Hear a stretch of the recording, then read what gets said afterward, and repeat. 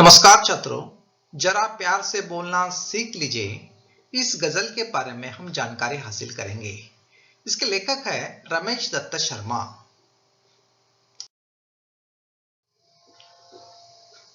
रमेश दत्त शर्मा जी का परिचय देख लीजिए। इनका जन्म हुआ है 1939 ईस्वी में जलेसर एटा उत्तर प्रदेश में। मृत्यु हुआ है 2012 में। शर्मा जी 50 वर्षों से पत्र पत्रिकाओं, रेडियो और टीवी के माध्यम से वैज्ञानिक दृष्टिकोण का प्रचार प्रसार करते रहे। इनको विज्ञान लेखन में दर्जन से अधिक पुरस्कार मिल चुके हैं। इन्होंने इसमें जो गजल के शेर प्रस्तुत किए हैं, यहाँ पर उन्होंने गुण को अपनाने को प्रेरित किया है। ऐसे कौन से गुण होते हैं? प्रेम से बोलना, सही समय पर बोलना, बोलने से पहले विचार करना, आत्मनियंत्रण रखना, मधुरभाषी होना। ये जो अपने व्यवहार में इन गुणों को लाने के लिए वे प्रेरणा दे रहे हैं। उनका मानना है कि इन गुणों को हम अपनाएंगे तो हम अपने व्यक्तित्व को और भी अच्छा बनाएंगे। प्रस्तुत पंक्तियों का मतलब देख लीजिए। वाणी में शब्द घोलना सीख लीजिए, जरा प्यार से बोलना सीख लीजिए। वाणी मतलब हमारे जो मुंह से जो शब्द निकलते हैं ना, उसे कहते हैं वाणी। वाणी में शब्द तो आप जानते हैं मधुर होता है, मद बोलते हैं उसे। आपको क्या करना है? ये मानव अपनी वाणी में शहद जैसी मिठास घोलना सीखो, अर्थात आपको मधुरभाषी बनना है। तुम दूसरों से मीठे शब्दों में बात करो। जब भी बोलो कैसे बोलो? प्यार से बोलो। प्यार से बोलना सीख लीजिए। चुप रहने के यारों बड़े फायदे हैं, जुबां वक्त पर खोलना सीख लीजिए। यहाँ पर यारों इसका मतलब मित्र, फायदे लाभ, जुबां यानी जो हमारी वाणी होती है। तो हमें क्या करना चाहिए? जब आवश्यकता हो तभी बोलो। अनेक अवसरों पर आवश्यकता नहीं होती तब भी हम सलाह मशवरा दिया करते हैं। दोस्तों, चुप रहने के अनेक लाभ हैं। जो हमारी चुप रहने से जो ऊर्जा बचत हो जाएगी, उसको अच्छे काम में हम लगा सकेंगे।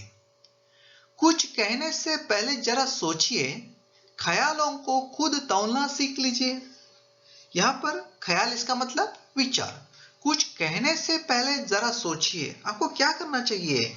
किसी को कुछ कहने से पहले अपनी बात पर विचार करना और फिर बोलना सीखो। बोलने से पहले अपने शब्दों को तौलने की आदत बनाओ। तौलना यानी जो मैं कुछ कहूंगा उससे अच्छा होगा बुरा होगा, इसका भी हमें क्या होना चाहिए? अंदाजा होना चाहिए। और उसी को ही सोचना यानी तौलना है, यानी हमारे बातों से किसी को बुरा ना लगे। कुछ कहने से पहले जरा सोचिए, ख्यालों को, अपने विचारों को खुद तौलना सीख लीजिए। तू तड़ाक हो या फिर हो तू मैं अपने आप को टोकना सीख लीजिए। जैसे कि यहाँ पर टोकना इसका मतलब रोकना। तू तड़ाक यानी जैसे कि क्या होता है कि आपकी बातें सामने वाले को कष्ट पहुंचाती है, दुख पहुंचाती है। तो इसीलिए यदि बातचीत के दौरान जो आपके तू तड़ाक यानी जोर जोर का जो आवाज निकलती है, जैसे कि फटाकों का आवाज जो होता है ना, उसी प्रकार तू तड़ाक हो या फिर हो तू मैं जब विचारों में मतभेद हो जाते हैं, मतभिन्नता आ जाती है, तो दोनों एक दूसरे को समझकर नहीं लेते हैं, तो तू मैं हो जाता है। अपने आप को टोकना सीख लीजिए। इस दरमियान आपको क्या करना चाहिए? एक दूसरे पर आरोप प्रत्यारोप की स्थिति उत्पन्न हो तो अपने आप को टोक कर चुप रहना सीखो। पटाखे की तरह फटने से पहले रोशनी के रंग घोलना सीख लीजिए। किसी भी परिस्थिति में दूसरे पर क्रोध में फट पड़ने के स्थान पर प्यार का प्रकाश फैलाना नहीं उचित है, क्योंकि क्रोध की प्रतिक्रिया में क्रोध ही मिलेगा और बात हाथ से निकल जाएगी। कटु वचन तो सदा बोते हैं कांटे, मीठी बोली के गुल रोपना सीख लीजिए। यानी यहाँ पर कटु वचन इसका मतलब कड़वे बोल, और गुल इसका मतलब फूल लगाना, रोपना यानी लगाना। कटु वचन कैसे रहते हैं? कटु वचनों से कांटे ही मिलते हैं।